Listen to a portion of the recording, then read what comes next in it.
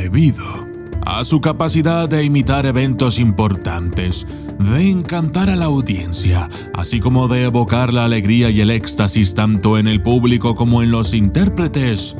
El arte de la danza se infundió en muchos rituales religiosos y festivales de las antiguas civilizaciones. En el tercer milenio antes de Cristo, los antiguos egipcios comenzaron a aplicar la danza como parte integral de sus ceremonias religiosas, utilizando bailarinas para representar historias divinas y patrones celestiales de los cambios del sol y las estrellas. En la antigua Grecia, la danza se utilizaba muy libremente para fines públicos, hasta que finalmente dio lugar al nacimiento del popular teatro griego en el siglo VI a.C. Muchas otras religiones también incorporaron la danza en el núcleo de sus rituales. La fe hindú tiene una estrecha conexión con la música, ya que afirman que fue la danza del bailarín supremo Nataraja, una representación del dios hindú Shiva como bailarín supremo, la que creó todo el universo. De hecho, cada uno de los dioses y diosas hindúes tiene una manera idiosincrásica de manifestar el poder a través de los movimientos de la danza. El budismo también es conocido por la danza coreana Seonmu, interpretada por monjes budistas. Yo soy el documentalista y esto es Bailes Sucios y Rituales Antiguos.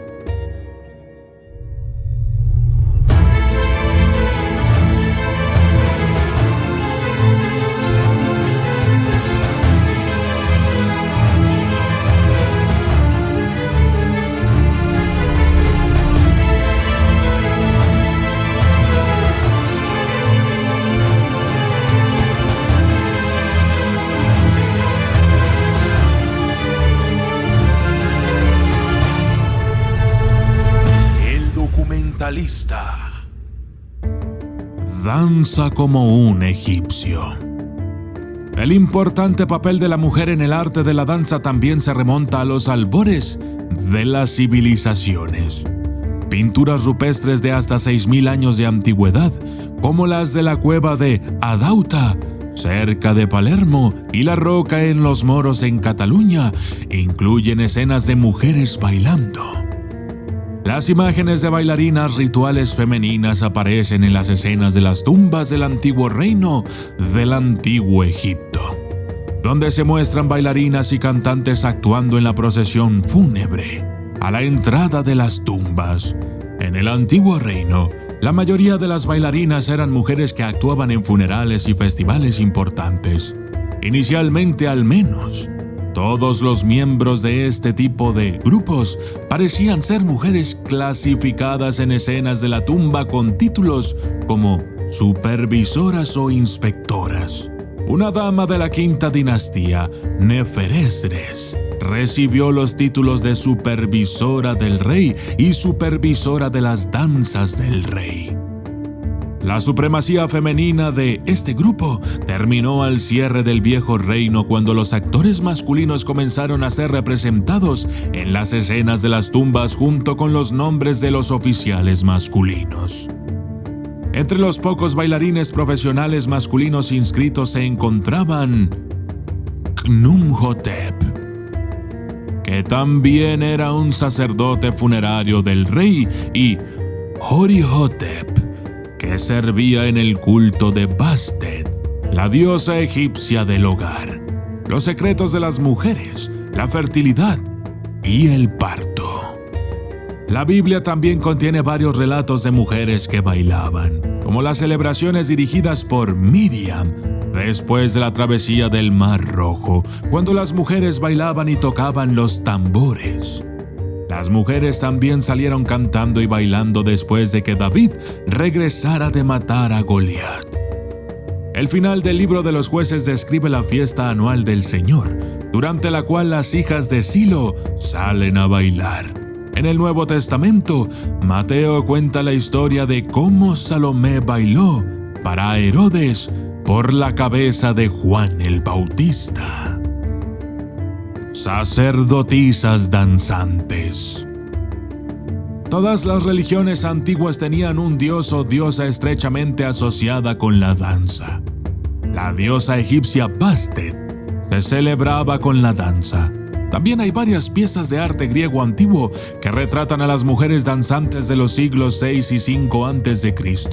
Las vírgenes de Delos bailaban en círculo para honrar a Apolo, que representaba el poder de la medicina, la música y la poesía, mientras que las mujeres conocidas como dionisíacas bailaban en un frenesí en honor a Dionisio, el dios del vino. Estas mujeres danzantes, cuya histeria incluso las llevó a un acto de asesinato, no solo son representadas a menudo en jarrones griegos, sino que incluso fueron inmortalizadas en una tragedia: la Báqueda de Eurípides. En la antigua Roma, las cantantes y bailarinas participaban en las ceremonias anuales de Isis, que incluían obras de misterio que representaban la resurrección de Osiris. En la India, la danza hindú Bharatanatyam es un antiguo arte tradicional de actuación en equipo, que consiste en una bailarina solista acompañada por músicos y uno o más cantantes. Esta danza se sigue ejecutando hoy en día. Bailarines asiáticos. También hay una larga tradición de bailarinas en China. Los textos del periodo de primavera y otoño, 771 al 476 a.C., incluyen relatos de bailarinas hábiles. La danza Nishan-yuji, producida por el emperador Li Longxi, pone en escena a un grupo de mujeres vírgenes bailando como si estuvieran actuando en un universo mágico. El coro de mujeres que actuó durante la dinastía Zhou fue conocido como Xi. Los antiguos espectáculos teatrales llamados Baixi involucraban a bailarinas con mangas de seda revoloteando en sus vestidos. Los bailarines Shirabyoshi del Japón del siglo XII eran conocidos por su baile y su poesía. Los Shirabyoshi eran bailarinas populares en la corte imperial de Japón que participaban en las danzas tradicionales japonesas vestidas como hombres. Una de las más famosas era la bailarina de la corte que se llamaba Shizuka, que aparece en la literatura japonesa de la época. Bailes sucios. En Mesopotamia, la danza de las niñas y las mujeres parece ser descrita en un contexto más sexual. En una carta fechada en la primera mitad del segundo milenio antes de Cristo, la danza era aparentemente considerada como un símbolo de irresponsabilidad y falta de respeto. Namram Sharur y los ancianos de la ciudad escriben a Shapirini para quejarse de cierta mujer. Ellos escribieron: mientras bailaba cada día, la mujer nos despreció tremendamente al comportarse regularmente de forma irreflexiva.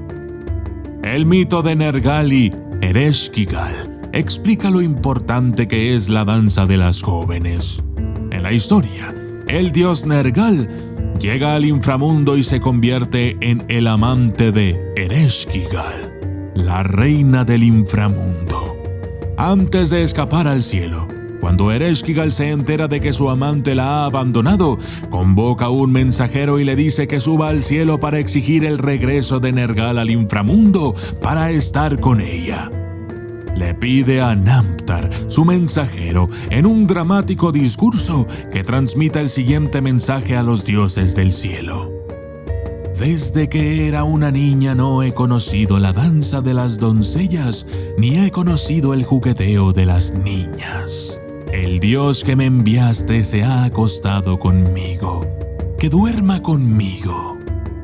Este pasaje se refiere a la danza como un acto normal e inocente realizado por jóvenes, así como apelando a la sexualidad e intimidad. En los textos rituales de finales del primer milenio también se encuentran dos de las personalidades culturales de Ishtar, participando en eventos que incluyen bailes de máscaras extáticos y transvestis como parte de los rituales culturales de los templos, así como brujería y prácticas de curación, donde ahuyentan la enfermedad y las posesiones sobrenaturales. Pero los mesopotámicos no fueron los únicos que asociaron la curación con la danza. El zar es una antigua danza ejecutada específicamente con fines medicinales por musulmanes, cristianos y judíos en Egipto, Sudán y Etiopía. Al menos en el mundo antiguo, la danza es realizada particularmente por mujeres que se creía que estaban poseídas por espíritus. Los sangomas africanos o curanderos heridos en el África subsahariana también bailan para curarse a sí mismos, de modo que puedan convertirse en la fuente de espíritus curativos para su pueblo.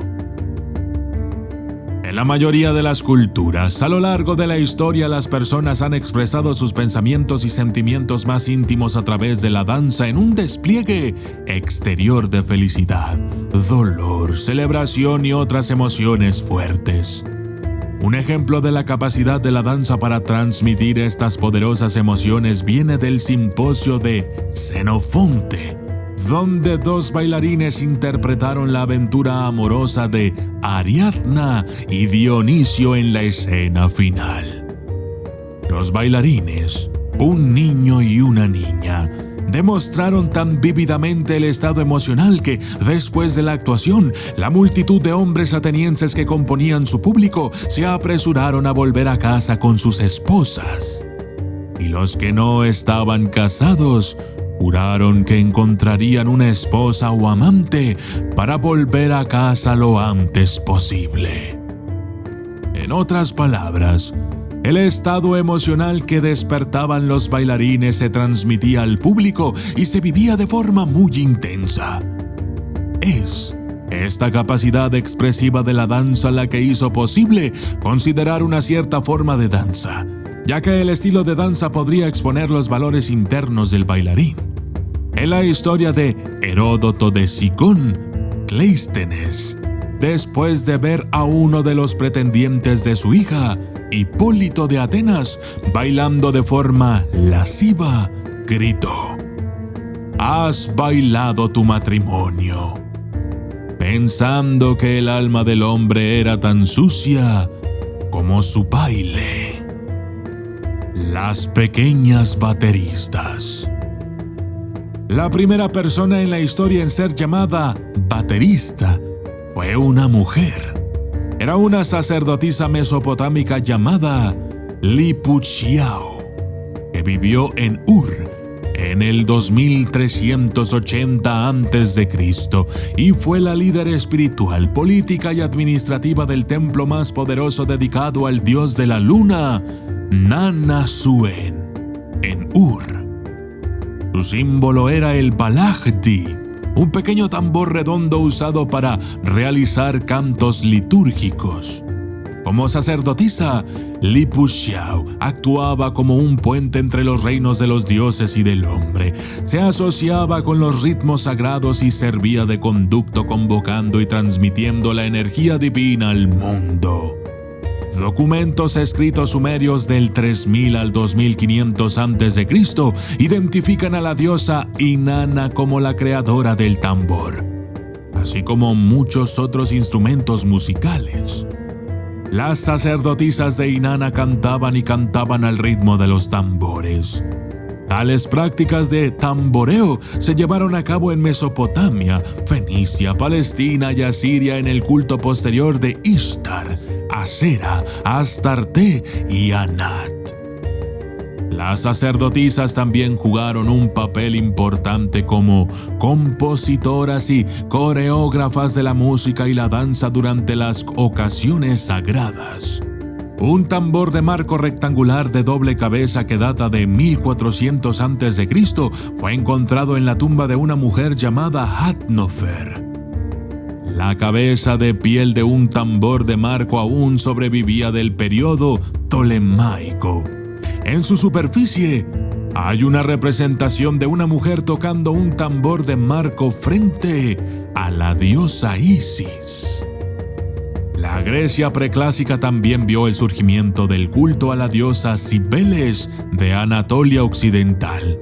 En el culto de Cibeles y Dionisio, así como las sacerdotisas de Artemisa, Deméter y Afrodita, el tímpano, el tambor griego, era el principal instrumento de las Ménades, las sacerdotisas del culto a Dionisio. Los romanos vieron el último gran desarrollo de tales ritos cuando el culto de Cibeles fue introducido en Roma en el 204 a.C. Se la describió como Cibeles, la madre todopoderosa que tocaba un tambor para marcar el ritmo de la vida. Más tarde, Roma se convirtió en el centro espiritual de las religiones místicas de Cibeles, Dionisio, Isis y de Asiria, todas las cuales usaban el tambor de marco en sus rituales extáticos. Estas prácticas florecieron hasta que el Imperio Romano adoptó oficialmente el cristianismo en el siglo IV después de Cristo. Otra función del tambor de marco era crear un estado de trance profético en el que la sacerdotisa podía predecir el futuro. El modo más dramático de profecía era el del discurso rítmico inspirado. Las sacerdotisas de Cibeles se basaban principalmente en las propiedades de la música y la danza que inducían al trance. Sin embargo, los historiadores asociaron a las Ménades, sacerdotisas de Dionisio y Cibeles, con una sensualidad desenfrenada y un comportamiento socialmente desinhibido. La palabra Ménade significa mujer loca.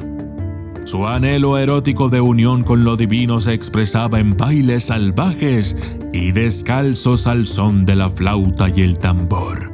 Sus cabellos sueltos volando salvajemente por sus rostros, serpientes envueltas en sus brazos. Con el surgimiento del cristianismo, el gran templo de Cibeles en Roma fue destruido. El Vaticano fue construido en el sitio para reemplazarlo y el nuevo sacerdocio prohibió los instrumentos de las sacerdotisas y la música asociada a sus ritos. No solo se prohibió el tambor en los rituales religiosos cristianos, su uso en contextos seculares también fue desaprobado por la Iglesia, en particular, su uso por las mujeres. Yo soy el documentalista y esto fue Bailes Sucios y Rituales Antiguos.